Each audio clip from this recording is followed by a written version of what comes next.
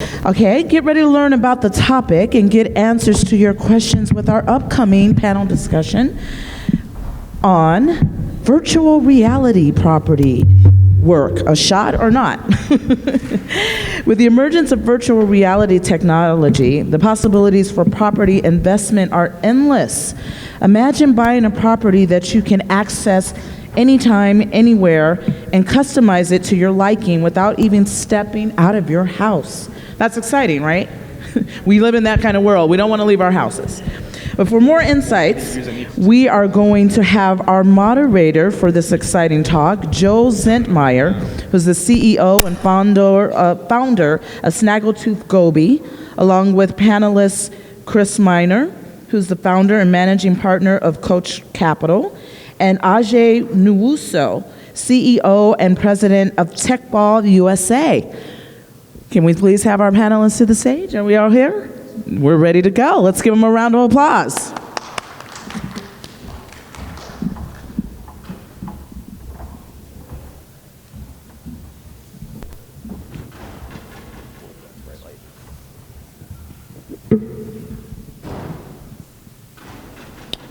Hello, everybody. Can you hear me all right?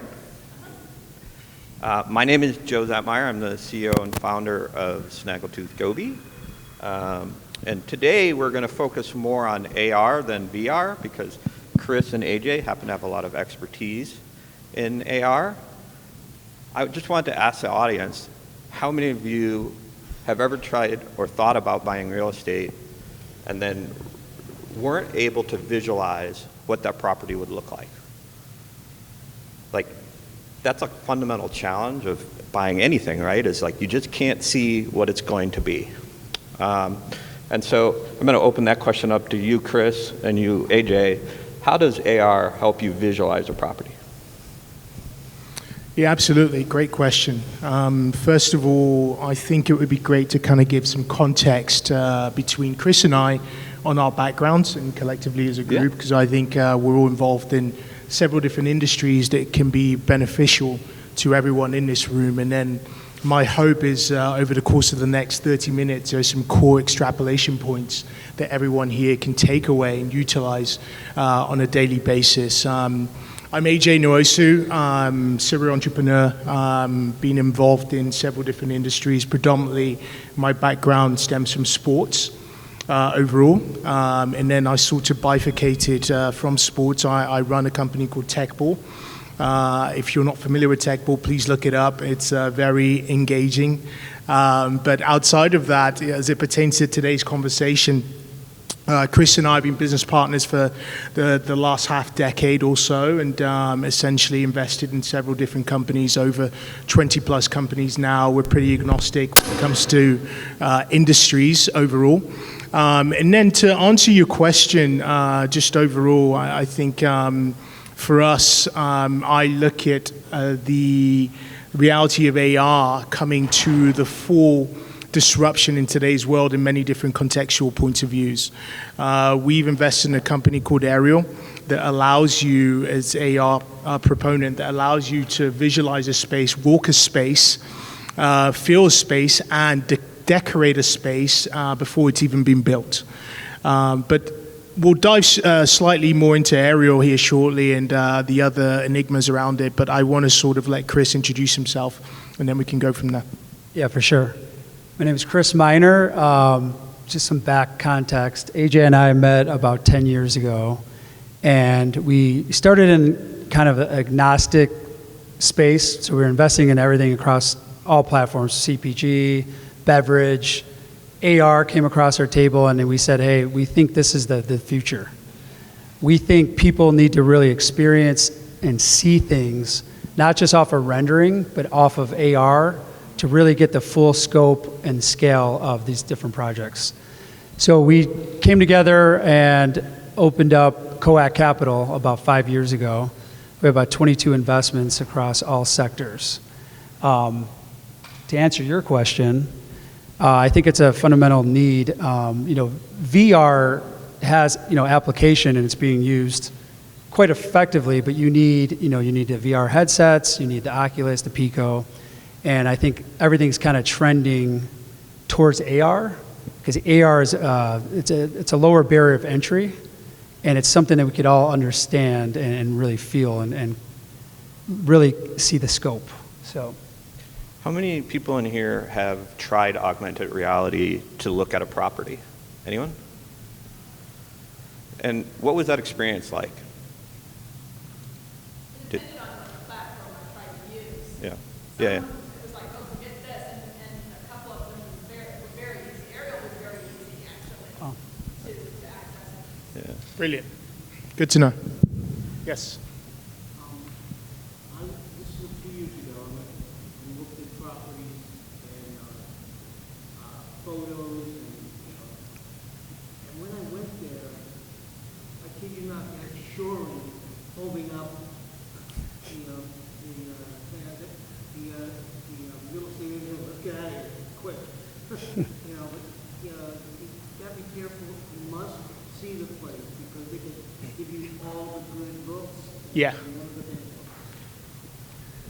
well, typically, it's design, build, and experience, right?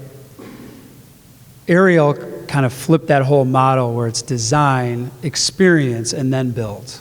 And if you really think of that concept, it makes all the sense in the world, right? We're building things that we have no idea the flow, the experience from a psychological point of view, functional point of view. So it just makes a lot more sense to experience it through AR before you start building and spending all this money. Yeah. And just to add to that, I will say this, as human beings, imagination is more powerful than knowledge. That's an Albert Einstein quote. And we need to see things visually in able to be able to believe and for it to become a reality. And that's always occurred since the dawn of time. Whether it's the Wright brothers with flight or it's Neil Armstrong going to the moon, we have to be able to visualize it and see it. And that's where AR comes in. It's no different than what we're experiencing today, as Chris has just referenced, as far as that goes.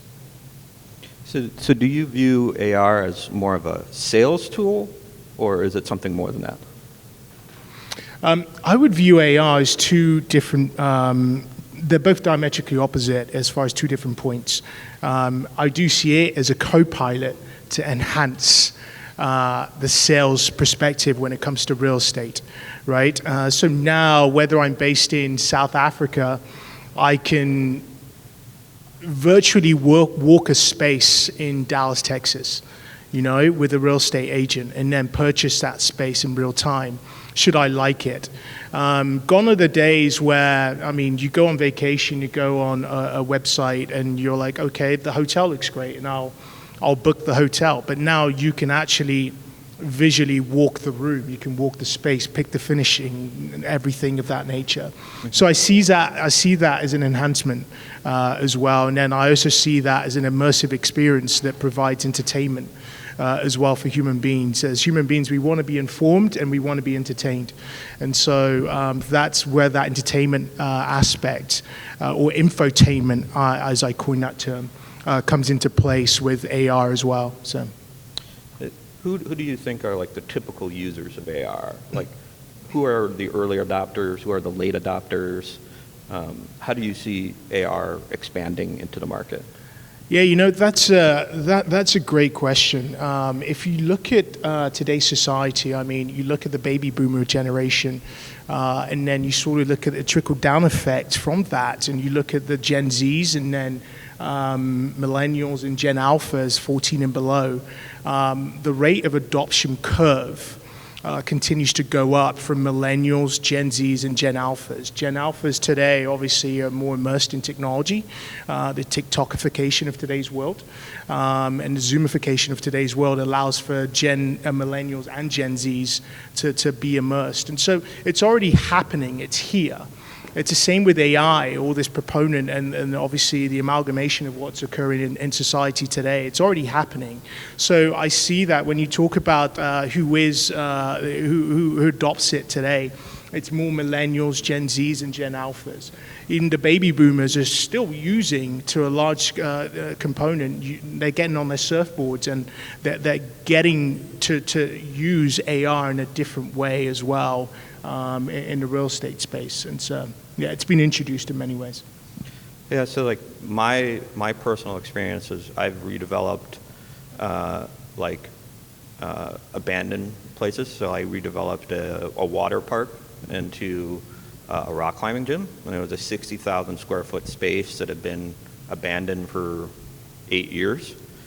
And the fundamental challenge that I had was being able to visualize it. It was a huge space, it was empty, there was water slides in it, there were pools in it, and I was trying to turn it into something completely different, and then trying to go to investors and explain to them, like, this is what it's going to look like, was the biggest challenge in that project. What would the process be like to use AR to try to tell that type of story?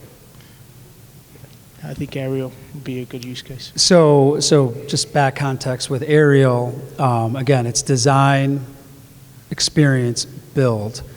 So if you took this room or even this building, it could be a plot of dirt, it could be grass, and with the aerial software, you can literally scan this whole room or this whole plot of land and drop in the renderings into this software to bring it to life, where you could actually walk it like it's already here, and within a millimeter of precision. And then after that, you could start picking out your furniture, your wall colors, your flooring, and it's just really changing the game. And how much time does it take to develop that rendering and that look? So the renderings, we work with architects already, so you still have to have the drawings, right? Or with their new technology, though, you could actually snap a picture of this room and then drop it in and start designing the room. So that's kind of where it was at and now where it's heading. Okay. And what industries are most focused on using AR right now? Yeah, from an industry perspective, I think it's starting to become more agnostic. Of course, in the real estate space, the use case is slightly higher. We actually, Chris and I just invested in a platform called Livy, which means living in spaces, and it's essentially what Chris was just referencing. It allows you it's a technology, AI-driven technology, and AR as well, that allows you to take a picture of this room, upload it onto the platform where we have over 118 different furniture and decor vendors, the Restorations of the world, Pottery Barns, IKEA, Wayfarers, etc., all the ones you can think of. And essentially, with the click of a button and a price point, you can kit out your room using AI, and then walk the space via AR as well. So the use case there is obviously higher. All these furniture and decor companies are already using it to a large degree.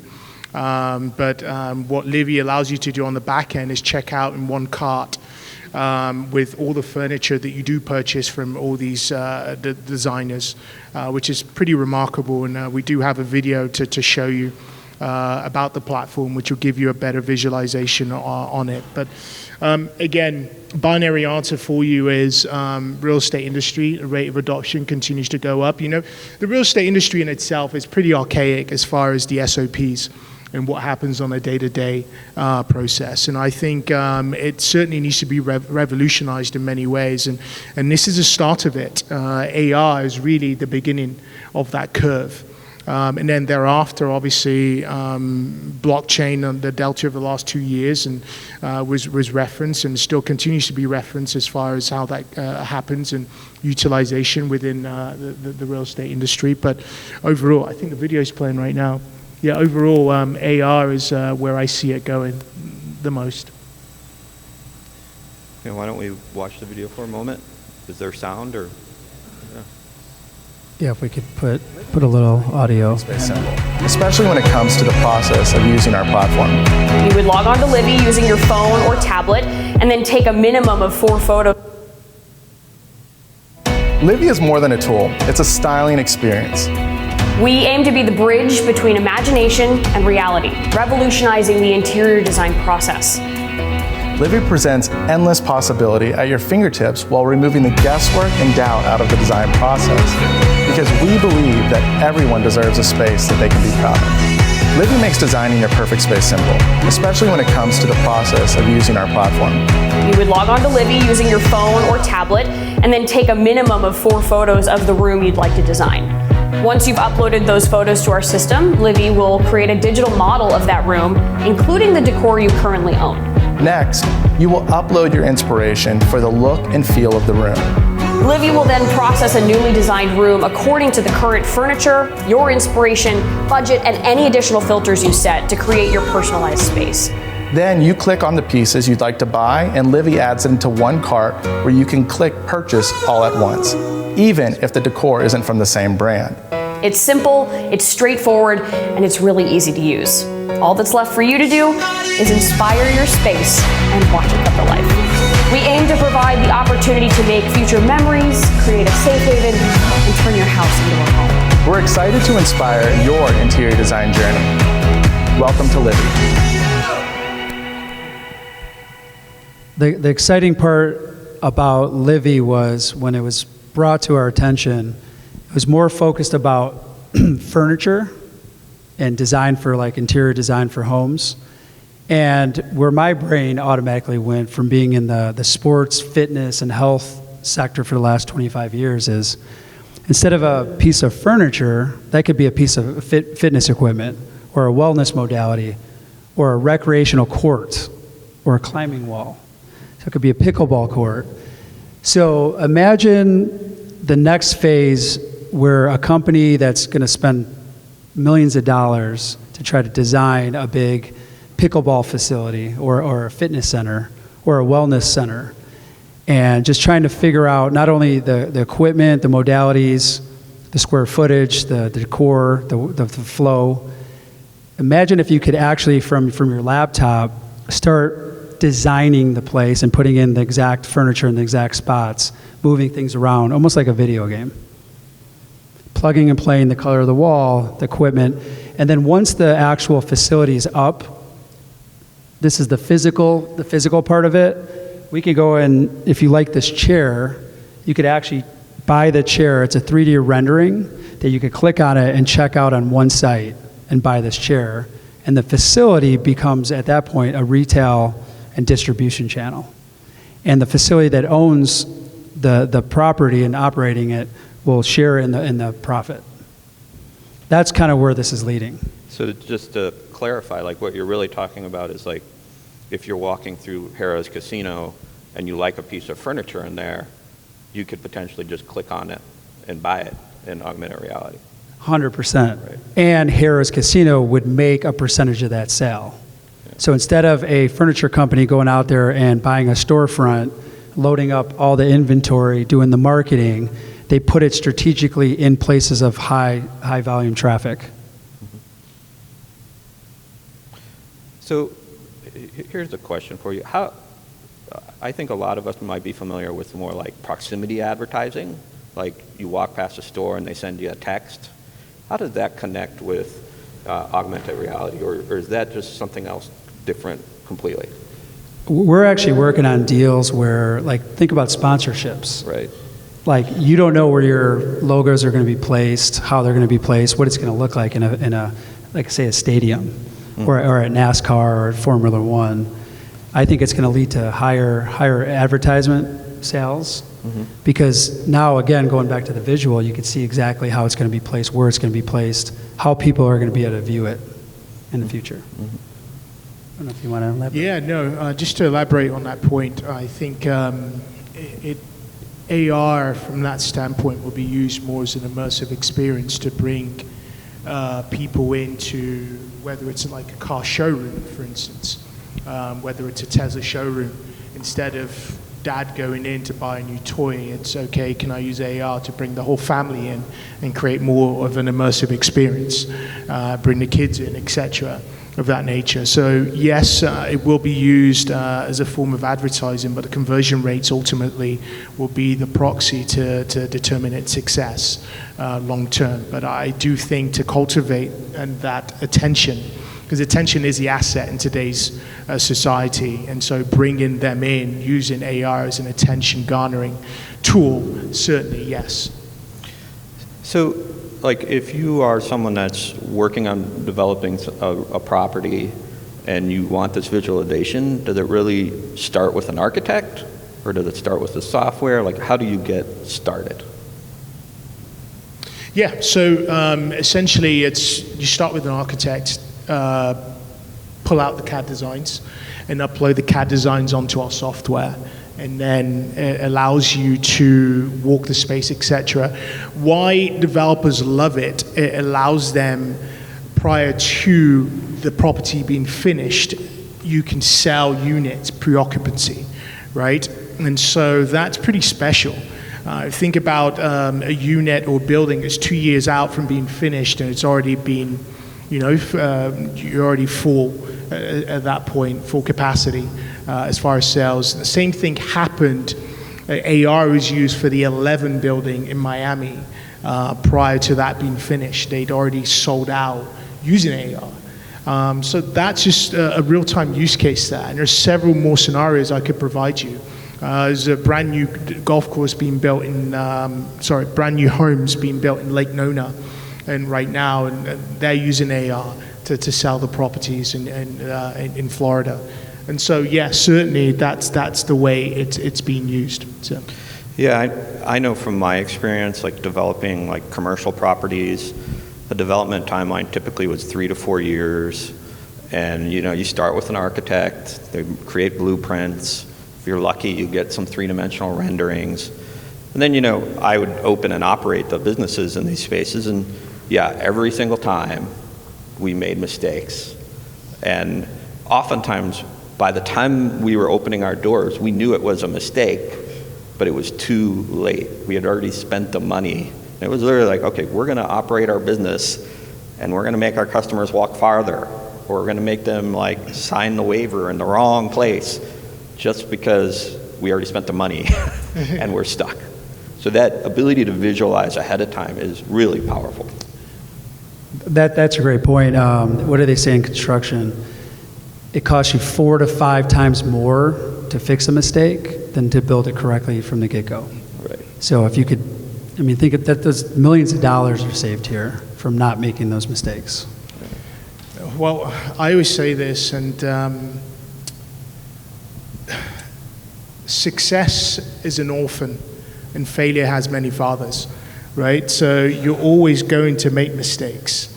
It's just how do you, and this is where AR comes in, and then, hey, dare I say AI as well, right? And how that mitigates those mistakes in the future when it comes to real estate and everything else you're developing. So does anyone in the audience have any questions? We have another 15 minutes here. So you were speaking a lot about commercial buildings, and then also builders who are wanting to sell to those who may rent out the buildings. But I'm also wondering, from the perspective of someone who wants to build their house, are there opportunities like that already? Not necessarily as a corporation, but just as an individual who wants to build a house with an architect, Y'all are smiling, so that's good. Absolutely. Listen, everything is possible. With the aerial platform we just referenced, we do work with developers and obviously private builders as well. So yes, certainly, if you're looking to build a home anywhere in the country, anywhere in the world actually, because we work with groups out in New Zealand for aerial, and then Livy we're about to launch in Europe here pretty shortly. And so yeah, if you are looking at building, it's a project essentially which you have ownership of, and it's your own special project. So yes, we can walk with you through that whole process. Do you want to talk about the interior designers? Because that you're talking about for you personally, correct? Yeah, absolutely. And then where Chris has just referenced it and reminded me of, with the Livy platform as well, we've onboarded some of the top interior designers in this country onto the platform. And so if you think about Ken Falk, who built the Good Time Hotel in Miami, if anyone's ever stayed there, you can basically, using the power of our platform, Livy, you've just seen, design your home using a unique price point, whether it's, I don't know, an arbitrary number, $20,000. You can design your home just like Ken Falk designed it with the click of a button. You can design it like Joanna Gaines designed it, and we've uploaded the AI and machine learning has studied all her designs. And so you can design it using a precise price point with any of the platforms and home decor on there that, like Joanna Gaines designed your home. So it gives you a chance to kind of have the same benefit without hiring an interior designer, which would cost you thousands of dollars. yeah, But you get inspiration. It'll scrub the internet, find out like dupes. Yeah. So if you have a restoration couch that's $30,000, you could put it in there. Your price point budget might be $2,000, and it'll find that similar looking couch for a fraction of the price. yeah, So it makes it everybody afford to be their own interior designer at the end of the day. absolutely.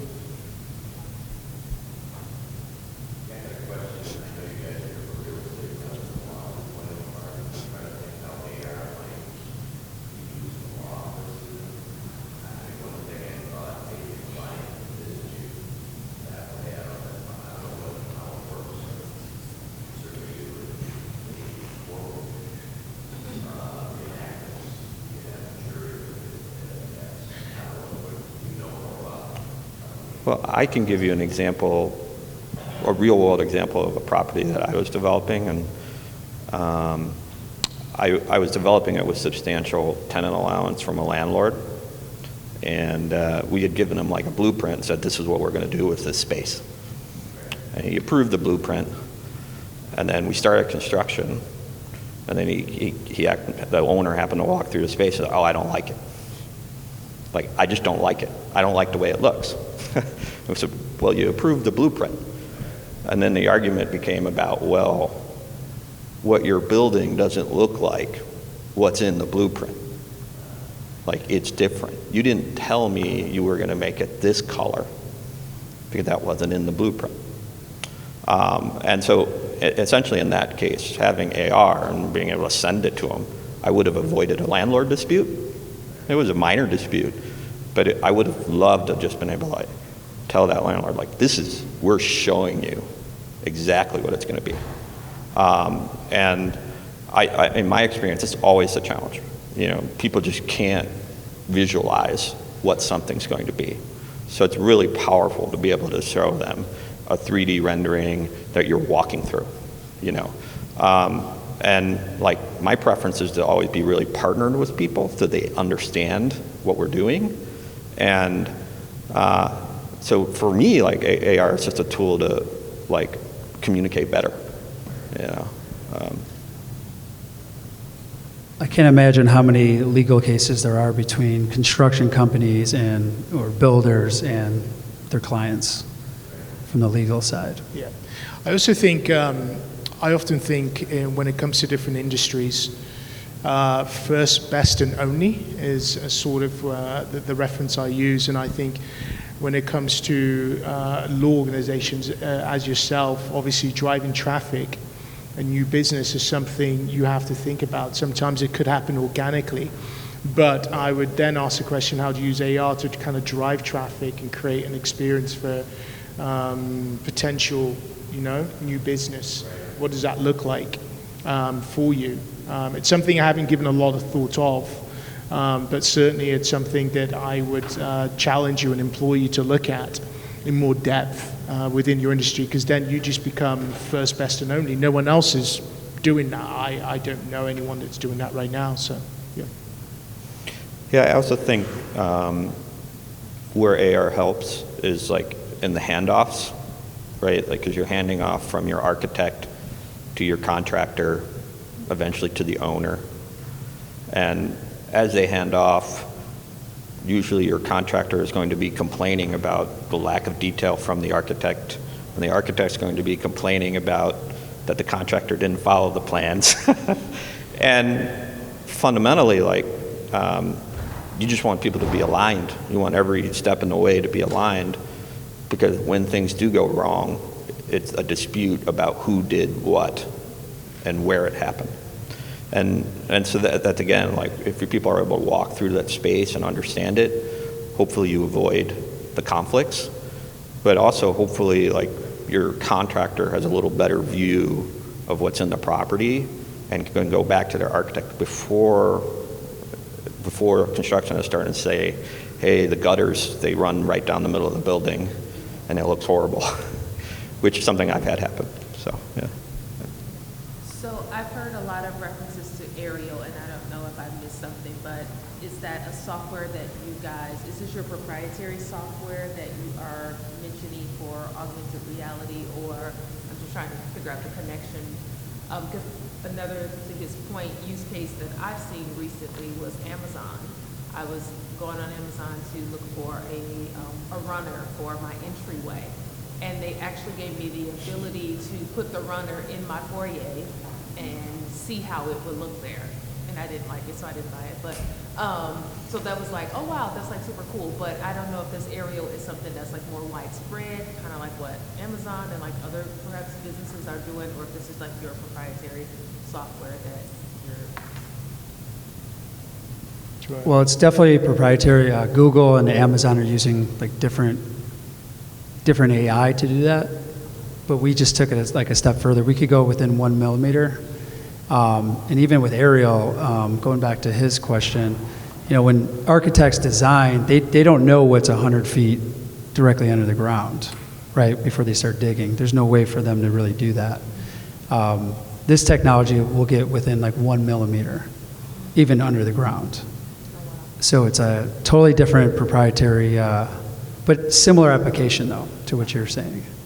Do you enjoy using that? It was kind of, so for me being the person I am, it was kind of creepy at first because I was like, all of these like, you know, security things and like, what are they saying? Like, are they really in my house or like they not? Like, I'm like, I don't know. But then it was like, that was actually kind of neat because it really did help me visualize like what the length, and I can measure and do all those things all day long, but it really gave me a good visual. So it was kind of cool at the end, but it was kind of creepy also. Another great application is, so now when they're shooting pictures, it's usually in 1D or 2D. Ours are in 3D. And you could even see like the suede, the shadow on the suede or the texture, like to a T, because it's in 3D and it shows way more like contrast and you know, the actual material. Because sometimes when you buy a couch, you don't know the material. Right. You know, it looks great on the picture because it's in 1D. This one rotates and you'll see the sunlight hitting it. That's the pile of the rug that would have been like. Yeah. And they're paying, I think, $90 per piece. With our technology, it's right around 15, and it's in 3D, not 1D.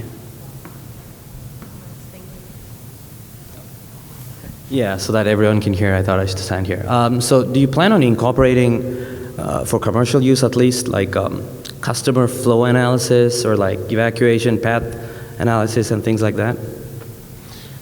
Yeah, absolutely. For us, obviously, the customer journey is important. And from a UI, UX perspective, when it comes to Livy, that's something we continue to kind of iterate. And post-launch, the goal is obviously to collect academia and then deploying a more scholastic approach as we move forward and to refine the platform overall. But that's really important for us. And also the data perspective. Obviously, data is currency in today's world. And so the data, I think that's something a lot of human beings are worried about, especially with AI, AR, machine learning, and all this other stuff. For us, obviously, you own your data, and we don't share that data with anyone else. So even though, obviously, the customer journey on the back end remains the same, you can check out in one cart with Amazon, Wayfair, Restoration, Pottery Barn, et cetera, et cetera. And the only thing we share with them is your shipping address. And that data still remains with you, and we don't share that with them, your proprietary data, which is unique in many ways. So, yeah. Thanks. Thank you. So I guess I wanted to ask you both, where do you see AR being in 5 years, in 10 years? Like, what are going to be the next advancements? Well, I think it definitely got accelerated with Apple's announcement a few weeks back. But you could...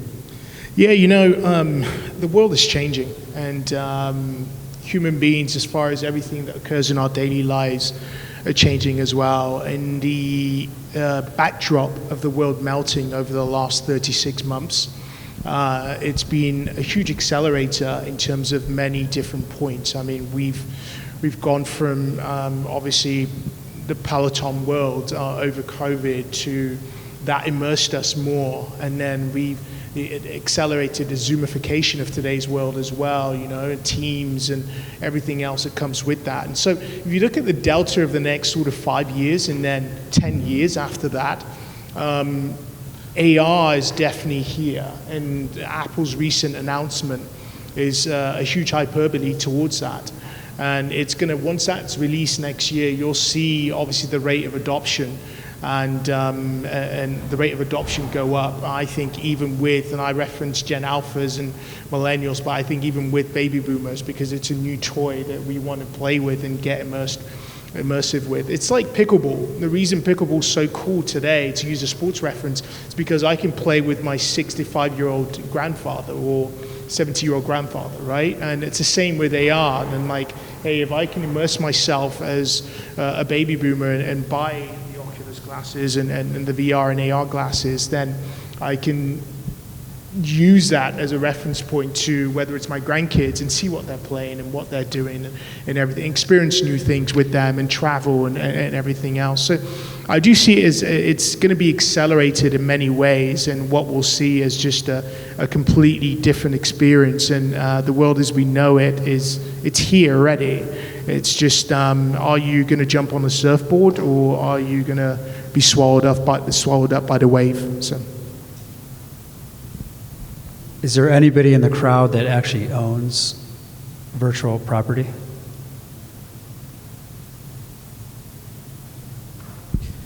So I guess last question. Sure. What are some of the barriers that have to be overcome for AR, like whether it's technology barriers or just barriers to customers trying AR? Human beings hate change. And then we don't like change, and I think a barrier to entry there is eliminating friction. We don't like friction either. And so if it becomes obviously immersed in, makes things easier for us, whether it's banking, the financial services industry, shopping, as you just referenced Amazon, that was a great, fantastic use case there. That eliminated a lot of friction and just helped you make a decision in real time. Right, and that's where I think it's going, and that's some of, I think, the barriers to entry that could occur there. So, I think a lot of it's going to be education as well, right?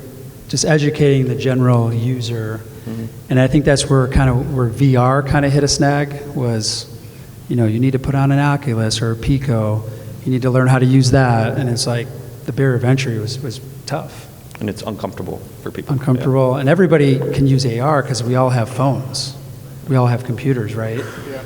And it's just a little bit easier to use. And I think VR is going to get there, but it's still not there.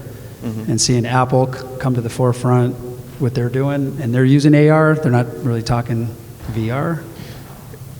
Just to wrap up, I think if we can make it just less Einstein and more Forrest Gump, that's where you'll see it winning. So. Yeah. Thank you, everybody. Thank you. Thank you. Let's hear it for AJ, Chris, and Joe. Thank you for that enlightening conversation on VR in the real estate space. That was great.